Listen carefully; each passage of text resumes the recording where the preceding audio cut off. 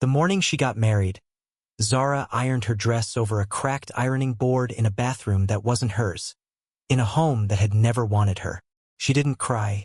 She had stopped crying about her own life a long time ago.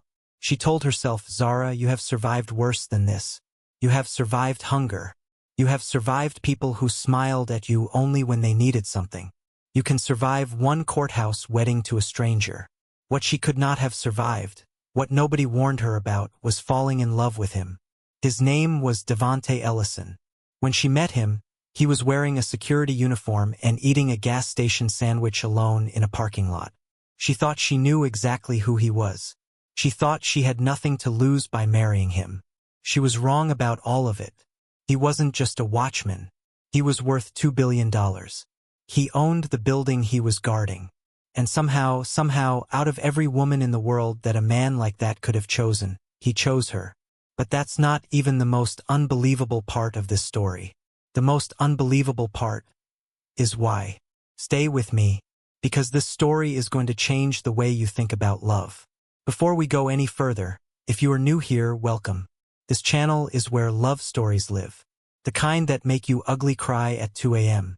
The kind you replay. The kind you send to your best friend at midnight with zero explanation. Right now, before this story takes you completely, and it will, I need you to do 3 things. First, smash that like button. Not at the end. Right now. Because the algorithm is not our friend unless you make it one. And this story deserves to be seen. Second, hit subscribe and turn on that bell notification.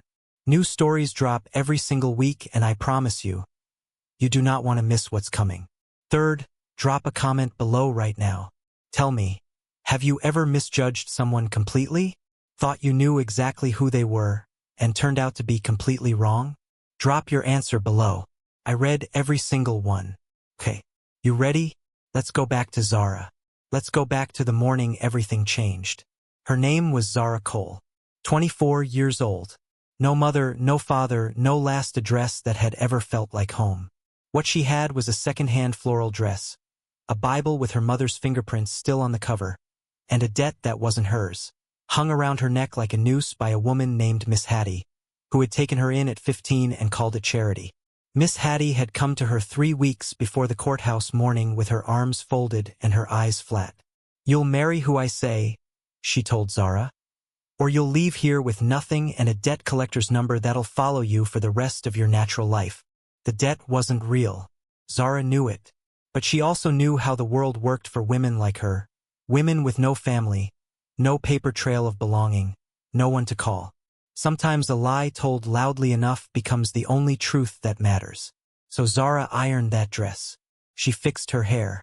She lifted her chin. She had learned a long time ago that you don't let people see you break. You just keep moving.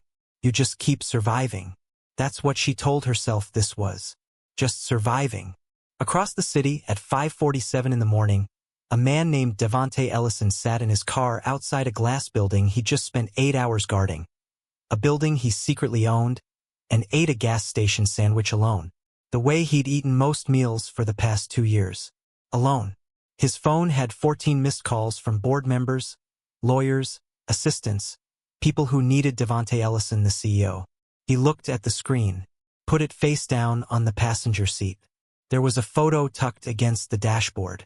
A young man laughing at a cookout. Big smile, gold chain, head thrown back like the world owed him joy and he was collecting. He looked exactly like Devonte. Same jaw, same eyes, same broad shoulders. His name was Darius. He was Devonte's twin brother, and he had been gone for 2 years, 3 months, and 11 days.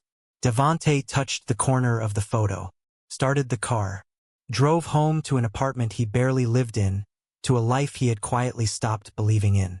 He didn't know that in 4 hours, everything was going to change. He was already at the courthouse when Zara arrived. Standing by the steps in his security uniform, navy blue, slightly creased, name tag still pinned to his chest. She almost laughed when she saw him. Almost. But then he turned around, and she stopped. Because nobody had told her his eyes would look like that. Nobody had mentioned that when he held the courthouse door open for her. A woman he had never met. A woman being handed to him like a transaction. He would do it like it was simply what decent people do, like she was worth the gesture. The ceremony took 11 minutes. She counted. A clerk with reading glasses and a bored expression read words that were supposed to mean something, and Zara stood in her second-hand dress trying to remember how to breathe. Devante stood beside her. Still, calm, present. And when the clerk said, "Do you?" he said, "I do," in a voice so steady it almost sounded like he meant it.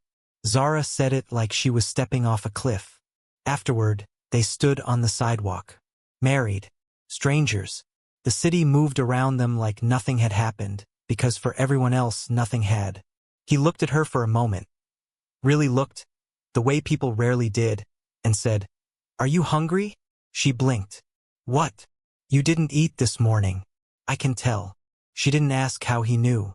She was too busy trying to hold herself together in a courthouse parking lot because a stranger, her husband, had noticed something about her that nobody in years had bothered to see. That was the first crack. In the wall she had spent her whole life building. He had agreed to the arrangement through his lawyer, a man named Gerald, one of only 3 people alive who knew who Devante Ellison really was beneath the uniform. A vulnerable young woman. A coercive situation. The cleanest legal protection he could offer anonymously was marriage. It was logical, clean, temporary if she wanted it to be. That's what he had told himself. But then he saw her on those courthouse steps, back straight, chin up, wearing that floral dress like it was armor. Terrified. He could see it in the slight tension around her eyes, the way her jaw was set just a little too hard, but refusing. Absolutely refusing to let it show. His brother Darius used to say, "Dev, one day love's gone walk through a door you didn't even open." Devante had always laughed at that. He wasn't laughing now. He pushed the thought away hard. This was protection. Practical arrangement. Nothing more. He was good at telling himself things like that. He'd had 2 years of practice. Before the story moves forward, it needs to move back. Because to understand why 2 people collide the way Zara and Devante collided, you have to understand what the world did to each of them before they ever found each other.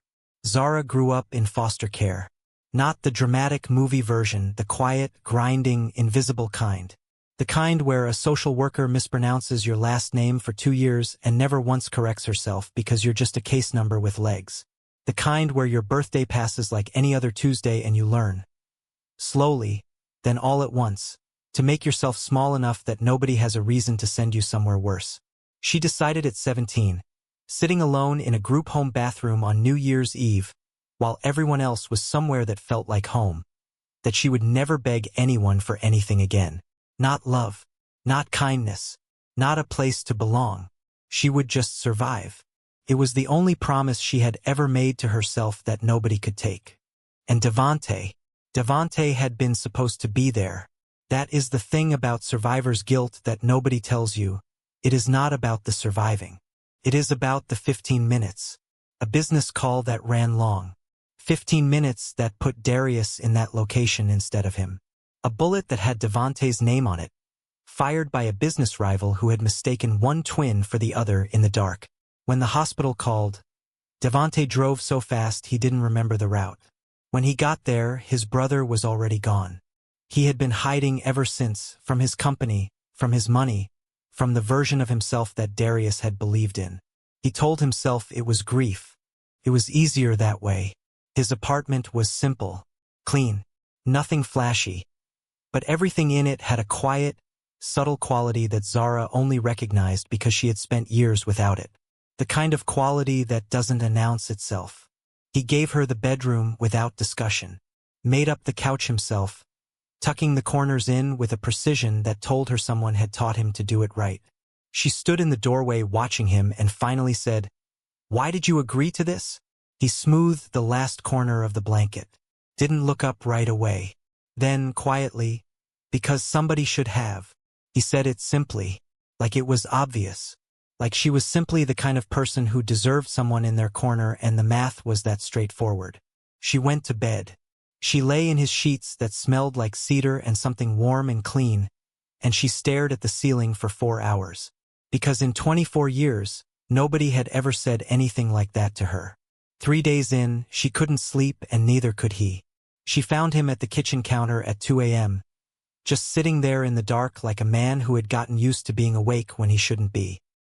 He made them both cereal without asking, slid her bowl across the counter without ceremony, and they sat there in the quiet, this big careful man and the girl he'd married for reasons neither of them fully understood, and somewhere between the hum of the refrigerator and the settling of the building, he said something dry and unexpected that made her laugh. Not a polite laugh, not a survival laugh, a real one, the kind that comes from somewhere you forgot existed, that surprises you on the way out. She covered her mouth with both hands, startled by the sound of her own joy, and he looked at her the way you look at something rare, like she had just done something extraordinary simply by being happy for a moment. She thought about that look for days. He hummed when he cooked. Old soul music. Low, unconscious, like he didn't know he was doing it. One evening she was walking to the kitchen and she stopped in the hallway because she recognized it.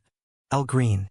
The exact song her mother used to play on Sunday mornings when Zara was small enough to still believe that good things lasted. She stood in that hallway and she did not move for 2 full minutes. Just listened. And something in her chest, something she had kept packed tight and locked down for so long she had stopped remembering it was there, shifted. She went back to her room before he could see her, sat on the edge of the bed, and for the first time in years she cried. Not from pain. She didn't have a word for it yet, but it was not pain. She left her mother's Bible on the kitchen table one morning, open and face down the way her mother used to leave it. When she came home that evening, it was exactly where she'd left it. But sitting on top of it, placed with a care that told her someone had thought about exactly where to put it, was a single wildflower. Small, purple, still slightly damp from a street vendor's bucket. No note, no explanation. She looked across the room at Devante. He was reading. He didn't look up, but the tips of his ears were slightly darker than usual. She picked up the flower, pressed it between 2 pages of her mother's Bible, and thought very quietly, very dangerously, oh no. It was raining on the evening everything got louder between them. They were both on the couch, not touching, but closer than they'd allowed themselves to be before. The city was loud and wet against the windows, and Zara didn't know what made her ask it. Maybe the rain. Maybe the wildflower she couldn't stop thinking about. What do you want, Devante? She said. Like in your real life. What do you actually want? He was quiet for so long she thought he would pretend he hadn't heard her. Then, peace. A pause. And maybe someone who stays. She looked at him. People always left you? The important ones. The rain hit the window. Neither of them said anything else. But something between them had shifted, permanently, irreversibly, and they both felt it move. They just weren't ready to say so yet. The week after that, a man from Miss Hattie's debt situation followed Zara home from work on a Tuesday evening. She didn't see Devante coming. One moment the man was 2 steps behind her in the building's parking lot, and then he simply wasn't. Devante had appeared between them, and whatever he said, whatever he was in that moment, made the man turn and leave without a single word back. He walked Zara upstairs, said nothing the whole elevator ride. Inside the apartment she turned to thank him and stopped, because his hands were shaking, not from fear, from the effort of controlling himself, from the force of what he had held back in that parking lot. Without thinking, without planning, she reached out and took his hands in both of hers. He looked down at their joined hands, then up at her face. Neither of them breathed. It was the first time they had touched with intention, with weight, and it felt like something they had both been moving toward without knowing it. The power went out on a Thursday. They lit candles. He sat in the armchair and read. She sat across the room and watched the candlelight move across the planes of his face and finally, admitted the truth to herself. She was in love with this man, her husband, the Watchman, the stranger she had been forced to marry. She was completely, quietly, terrifyingly in love with him. She crossed the room, stood in front of him. He looked up slowly. Zara, don't, she said. Don't tell me it's complicated. I know it's complicated. I just needed you to see me standing here. He stood up, slowly. They were inches apart. His hand came up to her face. large and careful and trembling just slightly at the edges, and then his phone lit up on the side table. Both of them looked at it at the same time. The screen read, Ellison Global Urgent. He stepped back. She saw the screen before he turned it over. She didn't know what it meant yet, but some quiet, certain thing had just changed. It was a coworker's phone screen, a gossip site opened during a lunch break, an old article with a photo of a charity gala from 3 years ago. The headline read, Ellison Global CEO makes rare public appearance. The man in the tailored suit in that photograph had Devontae's jaw, his eyes, his exact stillness, the way he held himself in a room like he was choosing to be there rather than being required to. Zara read the name beneath the photo. Devontae Ellison, CEO. Net worth $2.1 billion. She finished her shift, every remaining hour of it in a kind of suspended quiet. She rode the bus home, watched the city move past the window, walked into the apartment. He was at the stove cooking, and it smelled like garlic and warmth and everything she had somehow let herself get used to. She sat down at the kitchen table. She watched him, and then she said it. How long were you going to let me believe you were just a watchman? The spatula stopped. He didn't deny it. He didn't perform innocence or reach for excuses. He turned off the stove, came to the table and sat across from her. And then he told her everything. The company, the buildings in 3 cities, the boardrooms and the billions and the face that belonged on magazine covers that he had been deliberately hiding behind a Navy uniform. He told her about the rival, about the threat, about how his lawyer had flagged her situation and he had said handle it because it was the only way he could protect her without revealing himself. He told her why he had been hiding, the guilt, the grief, the 15 minutes that had cost Darius everything. And then, for the first time in 2 years, 3 months, and some days he had stopped counting, he said his brother's name out loud to another person. Darius. He said it, and the word cost him something visible. He talked until his voice cracked, until he had to stop, until his hands, laid flat and still on the table, were trembling, and Zara reached across and covered them with hers. He broke, quietly, completely, the way only a man who has been holding an ocean can break when someone finally gives him permission to let some of it go. But then she pulled her hand back. She stood up. I'm not angry that you're rich, Devontae. Her voice was steady, but her eyes were full. I'm angry that you had the power to see me, really see me, and you still thought I needed to be managed instead of trusted. She went to the bedroom, closed the door. He sat at that table until sunrise. She knew because she lay on the other side of that door listening to the silence, and it sounded exactly like grief. They became polite. That is the worst kind of distance, the kind that wears good manners like a costume. They said good morning. They passed each other in the hallway with small, careful smiles. They ate at the same table and talked about nothing. He went back to his night shifts. She went to work. He respected her wall completely, which somehow made everything worse, because she had wanted him to fight for her and he was too careful, too convinced he didn't deserve to push. Meanwhile, the outside world broke in from every direction. His face was in the news. Ellison Global's CEO returned. Her co-workers connected the dots. A reporter showed up at the hospital asking for Mrs. Ellison. Zara, who had spent 24 years being nobody, being invisible, being a case file, was suddenly everywhere, and she was navigating all of it completely alone. Then they came for her directly. 2 men. A Wednesday evening, the parking lot behind the hospital. It wasn't cinematic. There were no dramatic speeches. There was just cold fear, the real kind, the flooding kind that turns your legs to something that barely holds. And then headlights, a black car, and Devontae stepping out of it. Not in a uniform, in a suit, with people around him who moved differently, spoke differently, organized themselves around him the way people do around someone who actually runs things. She saw him, really saw him, for the first time. Not on a phone screen. In real life. In real time. And standing there in that parking lot with her heart still slamming in her chest, she realized something. He had been protecting her from the very beginning. Before she had given him any reason to. Before she had given him anything at all. That night they sat on the couch. Not touching. Just near. The apartment was quiet. She asked the question she had been most afraid of. Did you marry me out of pity, Devante? Silence. Long enough that she felt her hands go cold. I married you, he said slowly, choosing every word. Because when I saw you in that courthouse, back straight, chin up, scared out of your mind but refusing to let it show, I saw the bravest person in the room, and I thought, somebody needs to stand beside her, even if she never knows why, even if she never thanks me, even if she leaves the moment she finds out the truth. He turned to look at her fully. It was never pity, Zara. I didn't have a name for it then. I do now. The room was completely still, and something inside her, the last wall, the deepest one, the one she had built at 17 and sworn she would never bring down for anyone, came apart. Quietly, completely, the way things come apart when they were never meant to hold forever. She didn't forgive him dramatically. That wasn't who she was.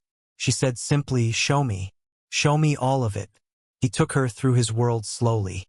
The offices, the weight of what he carried daily, the responsibility that came with a name like Ellison Global. And then he took her somewhere she hadn't expected. A small private wing of the company headquarters that was not on any official floor plan. A framed photograph of a young man laughing at a cookout, gold chain catching the light, head thrown back. And beneath it, a small brass plaque that read, "For the one who made me believe in people." Zara stood in front of it for a long time. She didn't speak. She just stood there and breathed and let the weight of who Devante really was, all of it, the grief and the guilt and the gentleness and the $2 billion, settle into something she could hold. Then she reached over and took his hand. And she kept it. He didn't take her somewhere expensive for their first real date. No reservation, no performance, no trying to impress her with the life he had. He drove her to a rooftop garden in the middle of the city. A quiet, secret space he'd found years ago and never shared with anyone. They sat on a blanket with takeout containers between them and the entire skyline spread out below like it belonged to nobody and everybody all at once. He was nervous. Devante Ellison. A man who controlled a $2 billion empire, who made decisions that moved markets, was nervous on a rooftop with his own wife, fidgeting with the edge of the blanket, checking twice that she wasn't cold. And that, not the wildflower, not the cereal at 2 a.m., not even the courthouse, that was the moment Zara fell completely. Him trying. For her. Like she was worth the nerves. He asked her once, on a quiet afternoon, what kind of flowers she liked. Not what kind women usually liked. What kind she liked. She had to think about it, which startled her. The fact that nobody had ever asked her something so small and personal that it required her to actually know herself. She said wildflowers. He smiled at the corner of his mouth, just barely. Like he already knew. Like he had always known. She wrote about it that night. She wrote, "Nobody has ever asked me that before. I think that might be the most romantic thing that has ever happened to me." And he didn't even know he was doing it. He asked her to marry him again on a Sunday morning. No ring yet, no setup, no orchestration. Just him in a plain white t-shirt, barefoot on the kitchen tile, looking at her with the expression she had learned to read. The one that meant he was about to say something true and it was costing him something to get it out. "Zara, would you marry me again?" She set her mug down. "Properly," he said. "A real ceremony. Because you deserve the version where you're not afraid. And I deserve the version where I'm not hiding." She looked at this man, this watchman, this billionaire, this broken, careful, beautiful person who had put a wildflower on her mother's Bible, and learned how she took her coffee and shaken quietly in a parking lot out of fear for her safety. She started crying and laughing at the same time. Both happening at once, her face doing something she didn't know it could do. "Yes," she said. "Obviously yes." He exhaled like he'd been holding that breath for months. Maybe he had. The rival situation was resolved. Quietly, legally, finally. Devante stepped back into his role at Ellison Global. Fully this time, without the uniform as cover, without the hiding. He stepped back in as himself. And beside him, not behind him, not managed or shielded or kept separate from the truth of his life, was Zara. She enrolled in healthcare administration courses. She had always wanted it, had circled programs on her phone late at night for months without ever letting herself fully believe she could. He built her a study corner in the apartment before she mentioned it to him. Good lamp. corkboard, space for books she hadn't bought yet. When she asked how he'd known, he shrugged and said she'd been looking at the programs for 3 weeks and he figured she'd get there. She threw a pen at him. He caught it without looking up. They were both smiling. She found her mother's grave. She had been looking for 6 years. Devante found it in 11 days. He didn't tell her how. Just drove her there on a Saturday morning and stopped the car and waited by it while she walked across the grass alone. She brought wildflowers. She stood at the headstone and she talked out loud. The way she used to when she was small enough to still believe her mother could hear. She told her about the courthouse morning, about the uniform, about cereal at 2 a.m. and a wildflower on a Bible and a man who shook in parking lots because he was so afraid to lose her. She told her about the photo on the dashboard and the plaque in the quiet wing of a building and the Sunday morning proposal in bare feet on kitchen tile. "He's not what I expected, Mama," she said. "But I don't think good things ever are. He was hiding a whole world inside that uniform. And when I asked him to put it down, he did. What was underneath was the most broken, most gentle, most beautiful man I have ever known. And Mama, he chose me. He keeps choosing me. Every single day." She placed the flowers down, stood up, turned around. He was standing 10 feet behind her. He had walked up quietly while she was talking, given her space, just been near the way he always was. Their eyes met across the grass. She walked to him. He opened his arms.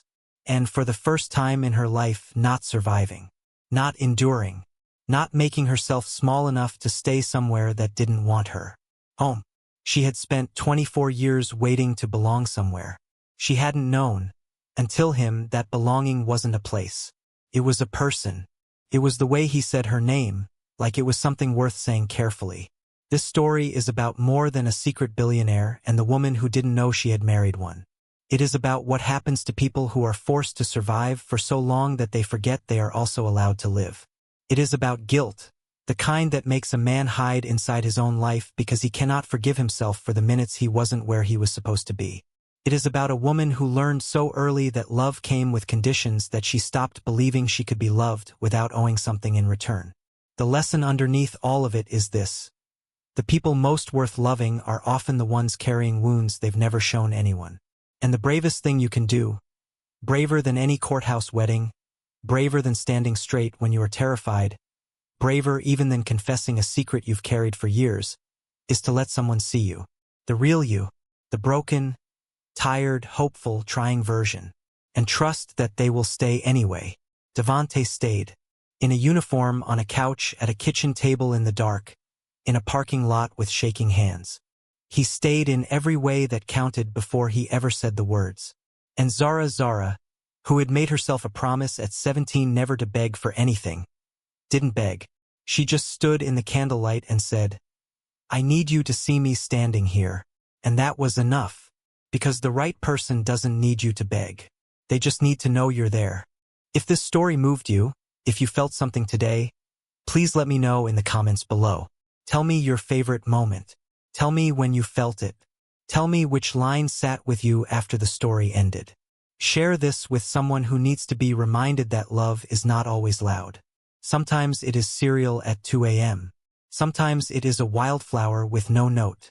Sometimes it is a man in a uniform who sees you clearly from the very first moment and decides, quietly, without announcement, that he will stand beside you, even if you never find out why. Subscribe if you haven't yet. New stories every week. Stories that stay with you.